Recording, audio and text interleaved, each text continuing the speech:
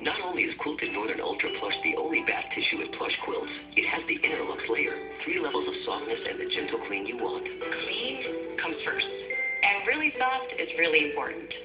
Quilted Northern Ultra Plush for a comfortable, confident clean, or your money back.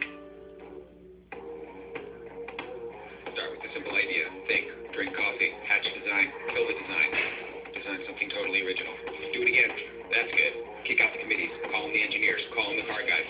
Call them the nerds. Build a prototype. Mold it. Shape it. Love it. Give it 40 MPG. No, 41. Give it a huge display. Give it a starting price under 16 grand. Take it to the car show. Get a celebrity endorser. He's perfect.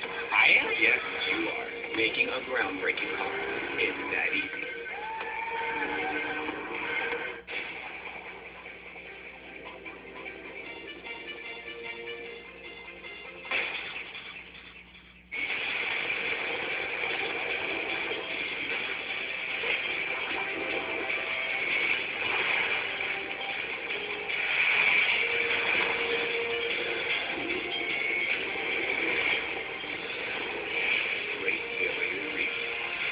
Sunday, September 9th at 9. Oh, I'm Barack Obama, and I approve this message. I think Mitt Romney is really out of touch with the average woman's health issues. This is not the 1950s. Contraception is so important to women. It's about a woman being able to make decisions. I don't remember anyone as extreme as Romney. Cut off funding to Planned Parenthood? I don't think Mitt Romney can even understand the mindset of someone who has to go to Planned Parenthood. Planned Parenthood? You're going to get rid of that? I think Romney would definitely drag us back. Get in on the fun and the rewards of caring for animals as a professional. Train to be a pet groomer or a veterinary assistant at the Florida Institute of Animal Arts. Turn your love for animals into a lifelong career. There are thousands of jobs in the growing professions of pet groomer and veterinary assistant. We help place graduates. Ask about tuition financing. The Florida Institute of Animal Arts, Winter Park, 407-869-PETS, on the web at myfiaa.com. My building's going to be nice. Make it happen. With this tank, there's no playing in Spain. Holy crap! This is incredible! And football star Bart Scott sends the guys out for a catch. So, Brett, don't pee in that soup. Too late. This is the way you hang that fish now. Look at that. Oh, we hit a home run. Touchdown. Whatever it's called. We hit it. Hey, new episode, Saturday at 9. Only on Animal Planet. I'm the next help of the wild man. They have a turtle problem on the golf course. Whoa, whoa! I told the turtle man to hold the noise down. You gotta be discreet. Discreet? That's live action. This is tree bird is causing me a problem already. We gotta get to work. I grabbed the turtle for something ain't right.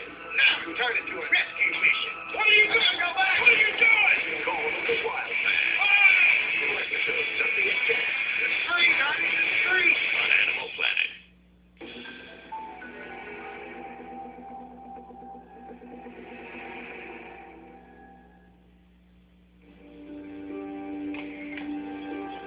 As the police searched the scene of Ron Huff's death, they uncovered evidence that revealed an unconventional character.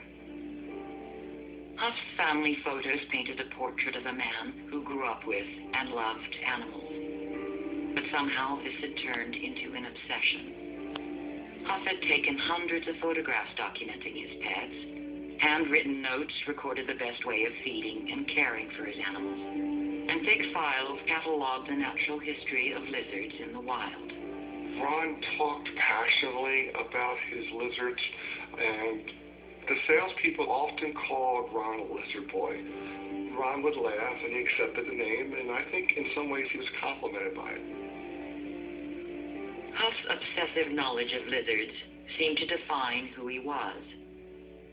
There seems to be some characteristics shared by a lot of exotic animal owners of certainly knowing an awful lot about the animals in the wild, and there seems to be a compulsive aspect to owning animals, as well as also identifying themselves with the animals. That often the animal seems to take over for the person's personality and be their kind of public persona to the outside world, and that without that animal, the person no longer seems to feel like they have a legitimate place in society. In many ways, Ron Huff's obsession with reptiles was not unique. Here at Cincinnati Zoo, The former head of reptiles understands that he and all those who work with these creatures are different. My colleagues that I've worked with over the years, we are all unconventional by choice, I think. We have enormous egos, and I'm big enough to admit that. I have an enormous ego. We're introverted, but at the same time gregarious. We want to talk about the things that we're interested in, but we don't want to talk about anything else. You can see that the relationships that people who work with primates or cats or any mammal, those relationships are very different. They have emotional attachments to these animals, and they tend to view them as more as individuals, so it's as if they were part of your family. When you work with a large collection of reptiles, you may have 600 or 700 animals in your collection. You tend to view them as a species. You're interested in a particular species of reptile, not an individual reptile.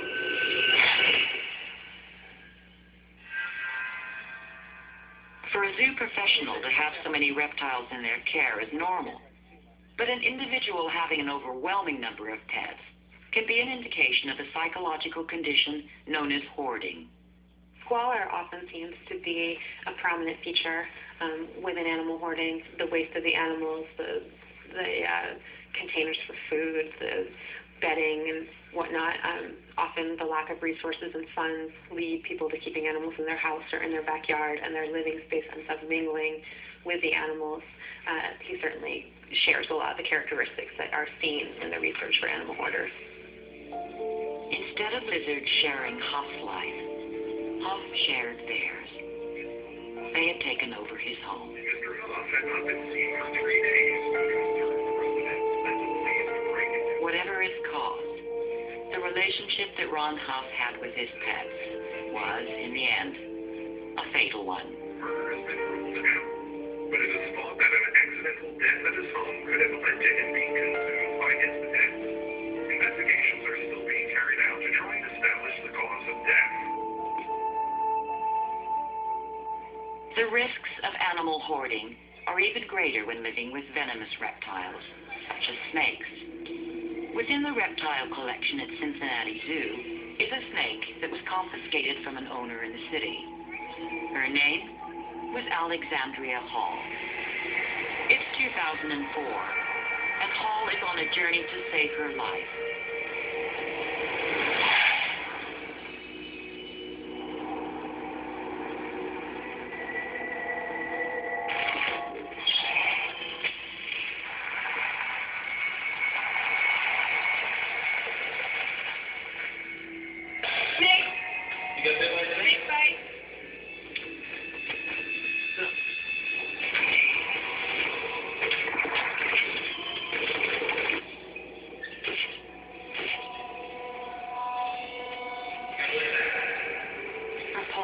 Racing. She's lightheaded and panicking. Adrenaline is coursing through her body.